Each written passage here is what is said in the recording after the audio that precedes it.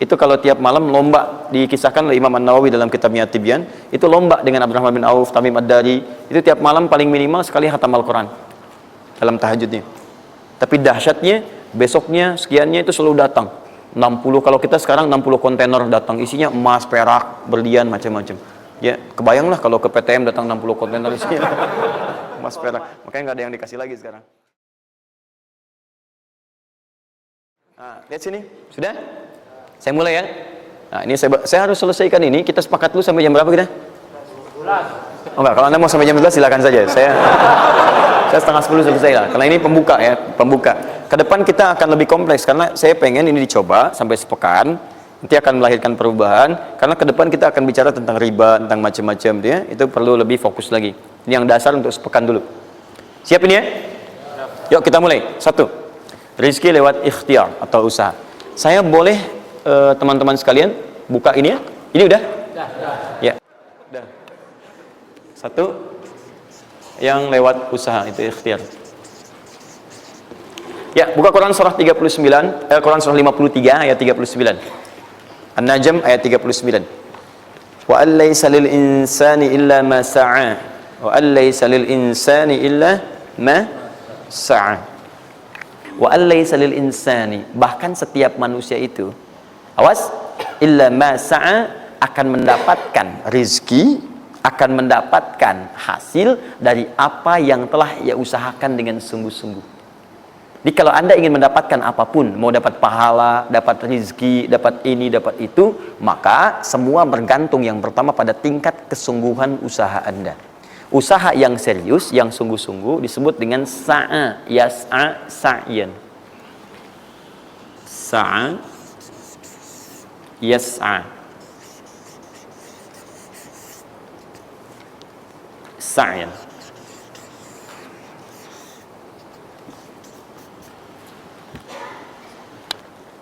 Ini sa'a, yas'a, sa'yan tidak disebutkan dalam bahasa Arab kecuali menunjuk satu usaha yang sangat serius, sungguh-sungguh.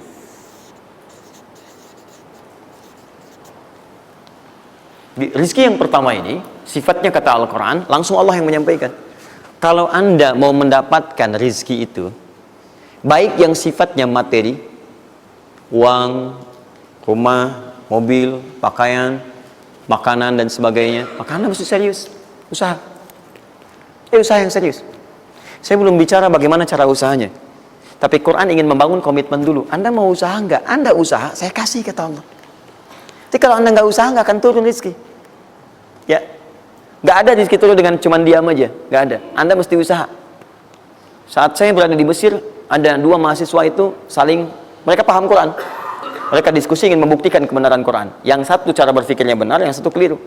Yang satu berkata, Allah kan sudah jamin rezeki kita akan diberikan, ya kan? Sampai kita wafat sempurna rezeki. Jadi nggak nyari pun pasti dikasih. Cara berpikirnya seperti itu. Ini yang dipakai oleh orang liberal sekarang. Nah, maksudnya logika semacam ini. Yang satu lagi berkata, memang Allah kasih, cuman kita mesti usaha. Dia sebutkan beberapa ayatnya. Yang satu bertahan dengan pendapatnya, dia ingin buktikan, saya masuk nanti ke masjid. Kalau di Timur Tengah itu suka ada zawiyah, tempat-tempat khusus untuk ibadah. Dia masuk ke dalamnya, sembunyi di belakang meja. Nah, di masjid itu suka ada muhsinin, para donatur, yang itikaf kasih makan, kasih makan. Hari pertama semua dikasih, dia tidak, karena ngumpet. Karena perjanjiannya nggak boleh ada usaha apapun. Hari kedua, dia masih ngumpet, nggak dikasih. Semua dikasih yang ada. Hari ketiga, sudah lapar sekali, sudah nggak tahan. Begitu udah dikasihkan, yang muhsinnya tanya, hal min akhar, ada lagi yang lain nggak? DKM-nya jawab, karena nggak tahu, kan ngumpet. Nggak ada yang lain. Baik, kalau gitu saya kasih ke tempat lain. Karena beranjak mendengar suara itu, dia langsung kasih kode dengan berdahem. Kaget kan DKM. Begitu dibuka, ada orang ngumpet di belakang meja, sudah kelaparan. Akhirnya dia ada orang satu lagi di sini, langsung dikasih bagiannya sampai dengan 3 bungkus. Begitu dikasihkan itu, teman yang kedua tadi yang mengatakan mesti ada usaha, langsung mengejar pada teman yang bersembunyi. Dan dia katakan, kan saya bilang dari awal, rezeki itu mesti dicari, walaupun dengan sama. Saya juga sama, Ustadz pemateri misalnya kan, begitu kehausan ya, dia kan, misal panitia datang, macam-macam lah, misal tuh. Enggak, itu contoh. Saya nggak biasa ceramah sambil minum, ya.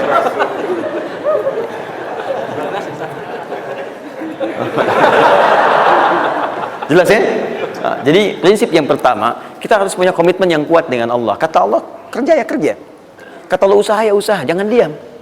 Di usaha itu sepanjang keluar yang disebut usaha dari dalam tubuh kita, kaki melangkah, tangan bergerak gitu kan, kemudian mulut berbicara, bersuara, atau telunjuk menunjuk aja, ada usaha, rezeki turun.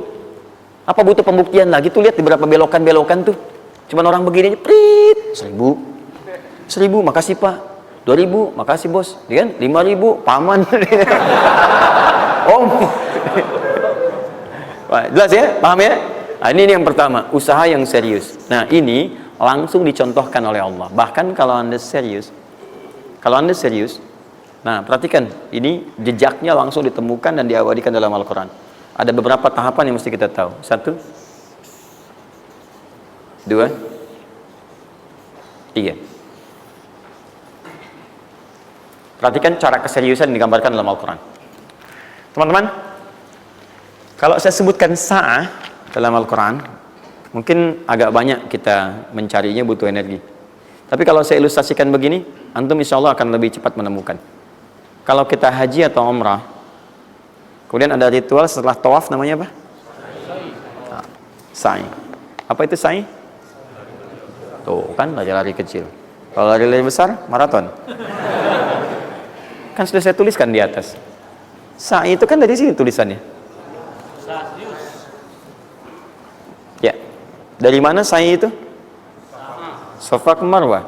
Ya, buka Quran surah kedua ayat 158. Paling kiri di pertengahan. Innas safa wal marwata min sya'airillah. Faman hajjal bait aw i'tamara fala junaha alaihi ay yatawafa bihima. Man tatawwa khairan fa innallaha syakirun alim. Lihat sini. Ibadah ini kenapa dinamakan dengan sa'i? Dan sementara orang sekarang agak kurang tepat menerjemahkan dengan lari-lari kecil. Dalam bahasa Arab lari kecil bukan sa'i. Dalam bahasa Arab lari-lari kecil itu bukan sa'i. Ingat baik-baik kalimat ini. Kenapa dinamakan dengan sa'i? Karena di tempat ini pernah ada satu sosok yang sangat bersungguh-sungguh untuk berusaha. Sangat serius untuk mendapatkan rizki dari Allah Subhanahu wa taala. Sosok ini datang, diantarkan oleh suaminya. Kemudian ketika diantarkan, ternyata ini yang paling menarik. Ini yang saya berikan 3 panah ini. Diabadikan kisah ini di Quran surah ke-14 ayat ke-37. Pertama diantarkan.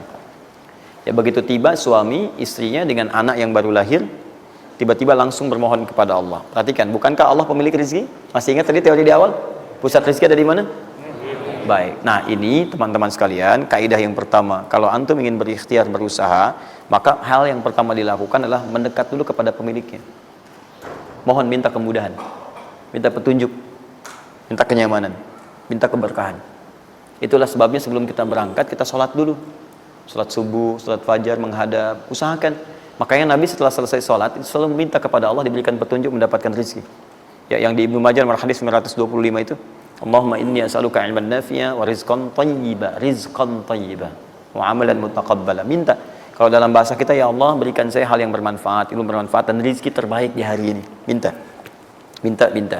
Nah, begitu sampai beliau bermohon pada Allah, Rabbana inni askantu min dzurriyyati biwadin ghairi dzi zar'in inda baitikal muharram. Perhatikan ya. Ya Allah, saya bermohon kepadamu, engkau yang merawat kami, memerhatikan kami, memberikan rezeki kepada kami. Sifat rububiyah yang disebutkan namanya Rabb. Begitu meminta kepada Allah, ya Allah sekarang saya diperintahkan olehmu sebagai tawadu. Nabi Ibrahim mengatakan, saya menempatkan sebagian keturunan saya, istri saya, anak saya di satu tempat yang sangat gersang. Anda bayang nggak? Tempatnya gersang, gunung-gunungnya itu, batu-batunya itu rapat luar biasa, kerasnya luar biasa, dan nggak ditemukan sumber air di situ. Artinya ini kondisi yang paling dalam lah, ya.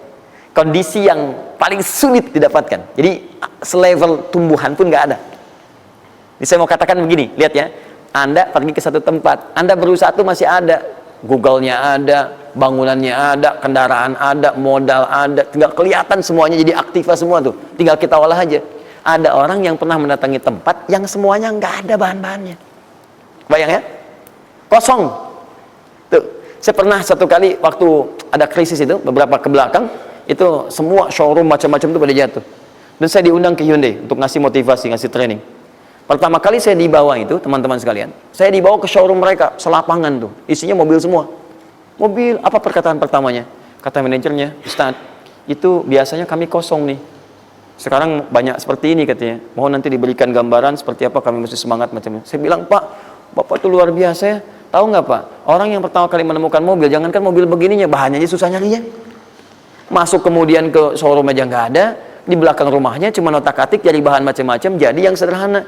Ya dari situ aja jadi mobil. Bapak sekarang udah ada mobilnya, tinggal dipasarin aja. Nah sekarang banyak orang banyak mengeluh. Nabi Ibrahim dulu cuma bawa istrinya ke tempat yang gersang luar biasa, nggak ada potensi apa-apa, materinya kosong, itu gersang, tumbuhan nggak tumbuh. Apa yang terjadi? Begitu sampai di situ, satu kalimat ketika meninggalkan Ibrahim istrinya Sayyidah Hajar dengan anaknya Ismail alaihissalam, maka pertanyaan pertama dalam satu riwayat, ahadza min amrillah, apakah semua ini ketetapan Allah? Maka dijawab bala. Perhatikan prinsipnya, selama ini ketetapan Allah, maka Allah tidak akan menyia-nyiakan saya.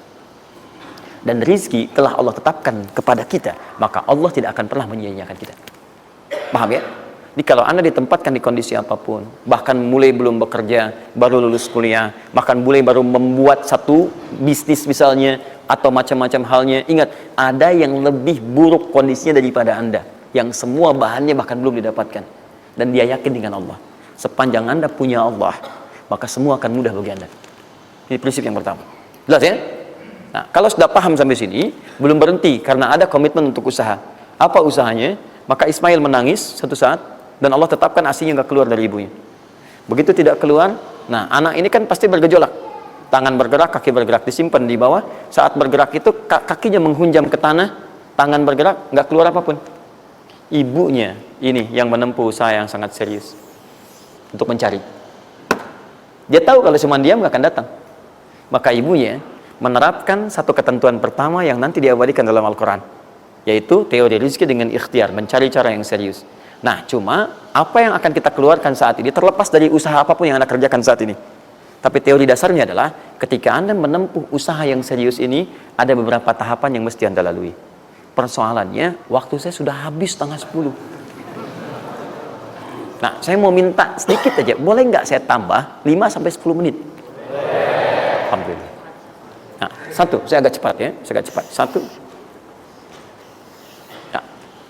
Nah, yang pertama beliau lakukan, beliau kemudian mencari itu dengan semangat, naik ke satu bukit. Naik. Bukit apa namanya? Kapan bukit itu dinamai dengan Sofa? Ini persoalannya. Belakangan kan? Belakangan, setelah itu bukit Sofa. Dari mana munculnya Sofa? Sofa itu kan kalau kita gali dari akar katanya, ya berasal dari kata tasfiyah. Ya, Sofa, yasfi, sofyan, wa tasfiyatan, wa sofian. Wasufyanan, kalau pakai sin sufyan, kalau pakai sod sufyanan, sofiyun. Tasfiyah artinya menyaring sesuatu yang kotor sehingga yang bersih aja yang kelihatan. Kalau Anda menyaring sesuatu, saring, bersihnya itu ada, kotornya hilang, dibuang. Itu namanya tasfiyah. Pakai ta, sod, fa, ya, ta.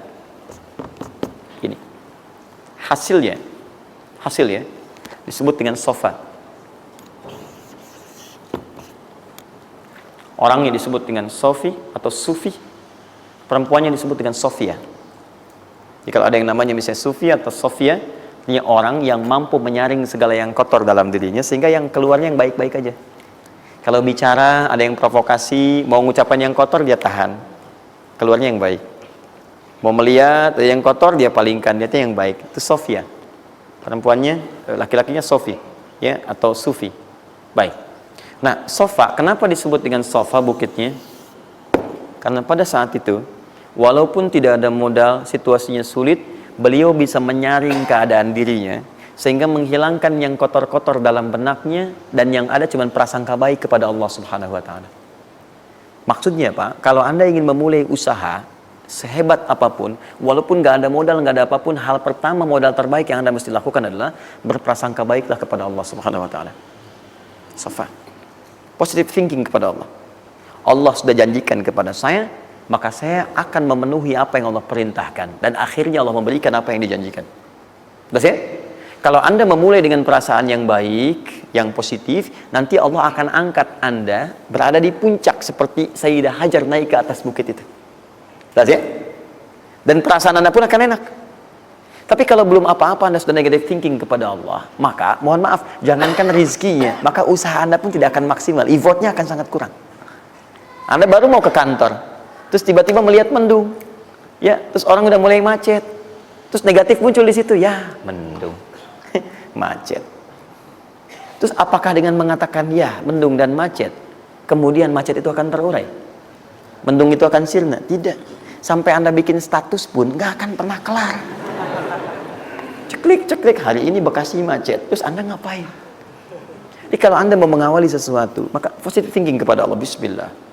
Allah yang bikin mendung, Allah yang bikin terang. Nggak ada bedanya. Bismillah. Saya diperintahkan, saya jalan. Tak bisa, kemudian saya coba cari alternatif. Macam Anda usaha. Paham ya? Nah, kemudian, bukankah seseorang berusaha itu ingin mendapatkan sesuatu? Puncak hal yang diinginkan, yang diharapkan itu bentuknya rizki. Tapi sifat ingin mendapatkan sesuatu, puncaknya disebut dengan marwah namanya. Sesuatu yang sangat diharap, diinginkan, marwah. Perhatikan baik-baik. Ya. Saya mau tanya begini, dari sofa ke marwah, berusaha dengan serius Sayyidah Hajar. Lihat sini, sofa itu kan di atas kan, terus turun kan, turun, tahan sini. Begitu ke sini, melihat ada peluang di sini, terlihat seperti ada oase, maka dipercepat jalannya. Makanya di sini sekarang ada tanda lampu hijau. Ya, begitu nyampe sini untuk laki-laki lari-lari kecil, perempuan jalan cepat. Ini karena ibadah yang disebut dengan sa'i sering diartikan dengan lari-lari kecil. Ini berlari ini teman-teman, jalan cepat ibu. Ini sesungguhnya awalnya ini melihat di sini seperti peluang ada oase di sini di marwah, banyak air, maka dipercepat jalannya. Sampai di batas ini ragu lagi, betul nggak ya? Apa cuma fata morgana? Tapi yang paling dahsyat adalah dia memastikan dengan ikhtiarnya. Saya mesti pastikan dulu, jangan menduga-duga. Dikejar sampai ke atas. Begitu kepastiannya tidak ada sama sekali. Ternyata fata morgana saja. Dari sini balik lagi, mungkin di sini ada. Ya, balik lagi ke tempat tadi, balik dilihat sini kayak ada betul di sini. Balik nyampe sini fata morgana. Bola balik sampai dengan 7 kali. Ya, dari sini ke sini 1. Sini ke sini 2. Ini 3, 4, 5, 6, 7. Ingat, sofa selalu genap, marwah selalu ganjil. Kalau Anda umrah, kemudian tiba-tiba Anda merasa berakhir selesai, tapi posisi Anda di sofa kemungkinan cuma 2. Kalau bukan Anda kurang baru 6 kali, atau Anda terlampau soleh 8 kali. Pasti di sini. Nah, apa hikmahnya? Proses ini disebut dengan sa'i. Perhatikan baik-baik. Tahan, fokus. Ketika Anda berusaha teman-teman, maka mulailah dengan berpositive thinking kepada Allah. Tapi ingat, usaha Anda tidak akan selamanya ada di atas. Mungkin suatu saat akan turun. Kan? Mungkin Anda ada di puncak. Mungkin suatu saat Anda turun. Mungkin kadang ada di puncak, kadang stabil aja. Tapi kalau Anda melihat peluang, cepat kejar selama peluang itu baik. Itulah yang dimaksud kompetisi yang sehat. Anda dapatkan kejar. Ada tender, ikut tender dengan cara yang baik, cara yang normal. Ikut. Kalaupun bukan rezeki Anda, nggak ada masalah. Dan jangan pernah macam-macam lah. Saya dah ajar kan nggak pernah nyogok sama malaikat. Malaikat cepat sini dah gitu. Saya kan di sini Nabi gitu kan. Kau minta apa saya kasih, kan nggak pernah. Ya biasa aja bolak-balik. Ya walaupun mungkin ketika Anda kejar itu bukan bagian Anda, mungkin cuma fata morgana, nggak ada masalah. Saya kasih rahasia besarnya. Sepanjang Anda betul-betul ikhtiar dilakukan karena Allah, maka perhatikan baik-baik. Kadang-kadang Allah seakan menunda apa yang menjadi hak Anda, bukan ingin menunda dan membiarkan Anda tidak mendapatkan sesuatu, tapi ingin memberikan semua nikmat secara sempurna. Karena di atas itu ada nikmat pahala, ada nikmat doa, ada nikmat istighfar, ada nikmat usaha, dan nikmat hasil yang tiada terputus. Tidak terputus. Lihat sini. Kalau antum sehari berusaha, nggak dapat apa-apa. Memang, mohon maaf, hasilnya belum dapat diraih, belum dilihat tuh. Tapi bukankah pada saat itu doa antum akan bertambah? Bukankah malamnya salatnya nambah? Tahajud. Bukankah di situ kadang-kadang kita istighfar, ya Allah. Teman-teman, bukankah istighfar menggugurkan dosa? Bukankah berdoa menambah harapan, mengakumulasikan sesuatu? Bukankah tahajud menambah pahala lagi? Kadang-kadang yang diinginkan oleh Allah pertama kali bukan dunia dulu. Ketika Allah mencintai seorang hamba, dia akan berikan pahala akhirat dulu. Karena dunia itu sifatnya sementara. Hei fulan, kamu kemana aja? Kemarin kamu jauh dari saya, baru sekarang kamu pikir dekat dengan saya. Saya nggak pengen kasih dunia dulu, dunia itu kecil. Kalaupun di seekor sayap samuk sebelahnya, sebelah sayap nyamuk ada dunia itu ada nilainya, saya kasih buat kamu deh, nggak ada nilainya. Ya, karena itu saya ingin kamu akhirat sempurna dulu. Saya ampuni dulu dosa-dosa kamu yang kemarin. Begitu sudah diampuni, hari kedua istighfar lagi diampuni, saya kasih pahala yang banyak. Begitu pahala udah dapat, dosa udah diampuni, baru dunia diakumulasikan. Karena hukum dunia itu, kalau antum usaha akan terus diberikan. Jadi nggak ada yang nggak dikasih. Jadi kalau antum sehari bekerja ini, kelihatannya nggak dapat apa-apa. Bukan nggak dapat apa-apa, disimpan untuk diakumulasikan.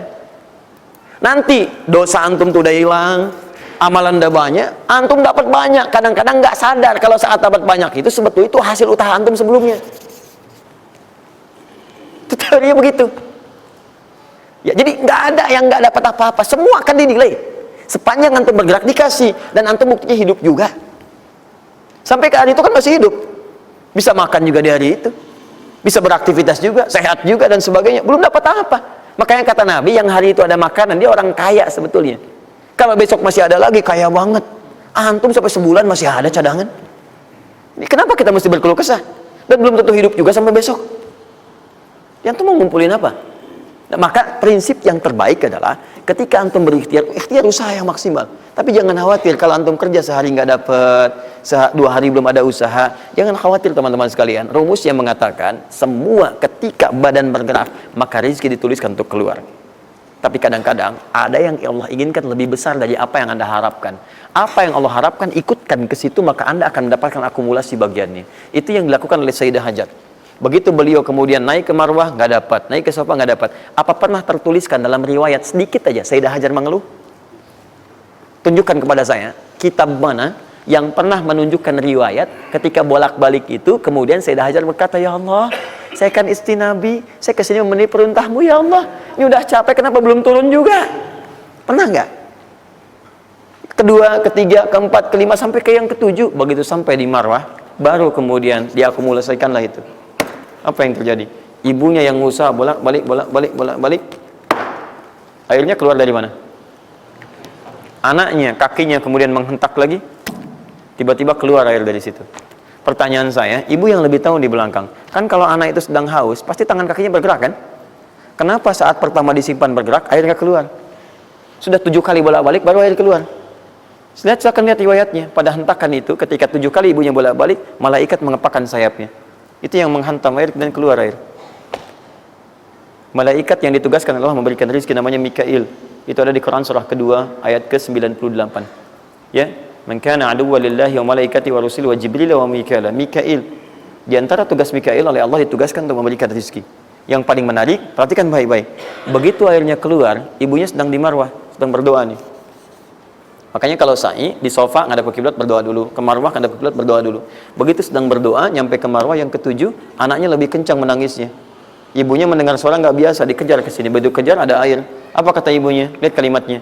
Zam, zam, zam, zam. Ibunya tidak mengatakan ijma, tapi zam, zam, zam, zam. Zam itu artinya kumpul jangan berhenti, kumpul jangan berhenti, kumpul jangan berhenti. Sampai sekarang air itu tidak pernah berhenti. Perhatikan bagaimana akumulasi pekerjaan seorang ibu yang sangat serius menghasilkan rezeki bukan hanya untuk dirinya, untuk anaknya, cucunya, cicitnya, dan berganti generasi sampai kita sekarang. Kita aja ke zaman Nabi Muhammad, itu teman-teman sudah lewat 15 abad. Nabi Muhammad ke Nabi Ismail 29 generasi. Satu generasi bisa ribuan tahun. Nabi Muhammad ke Nabi Musa aja 2000 tahun, ke Nabi Isa 600 tahun. Sekarang ke Nabi Ismail 29 generasi. Muhammad bin Abdullah bin Abdul Muttalib bin Hashim bin Abdul Manaf bin Qusay bin Murrah bin Kilab bin Ka'ab bin Ghalib bin Fihir bin Malik bin Nadar bin Kinana bin Khuzaimah bin Mudrikah bin Ilyas alaihissalam bin Nizar bin Mudar bin Ma'ad bin Addan bin Adi bin Adri ya bin Muqawwam bin Nahur bin Tari bin Ya'ur bin Yasub bin Nabit bin Ismail alaihissalam. 29 generasi. Yang bisa mengulang 29 ini saya bebaskan paspornya untuk menghafal Quran di pekan depan. Silakan. Boleh, silakan. Tapi kalau salah satu tambah 1 ayat. Jelas? Terakumulasi. Maka boleh jadi kita berusaha bekerja, sehari belum dapat, 2 hari dagang belum dapat, tenang. Begitu antum 3 hari, tiba-tiba dagangan diborong habis. itu sebetulnya usaha antum yang sebelumnya. Tapi antum dapat bonus ampunan dosa, pahala, macam-macam. Maka jangan mengeluh. Dan jangan pernah antum sekali-kali, awas ya, awas, mengeluarkan kata-kata yang seakan-akan Allah menghentikan rezeki antum. Maka disitulah kesulitan paling sulit akan antum awali. Ya Allah, apa engkau nggak sayang dengan saya? Saya perlu usaha apa lagi? Kenapa belum diberikan juga? Dan sebagainya. Itu kadang-kadang membuat seseorang kalau sudah kehilangan arah seperti itu sampai meninggalkan agamanya, itu yang paling fatal. Paham ya? Keluarkan. Tidak usah mikir, nggak usah macam-macam. Dah, 2,5% keluarkan. Itu 2,5% itu paling minimal. Kalau mau 5% keluarkan. Ingat rumusnya, kenapa disebut zakat? Di antara makna zakat itu adalah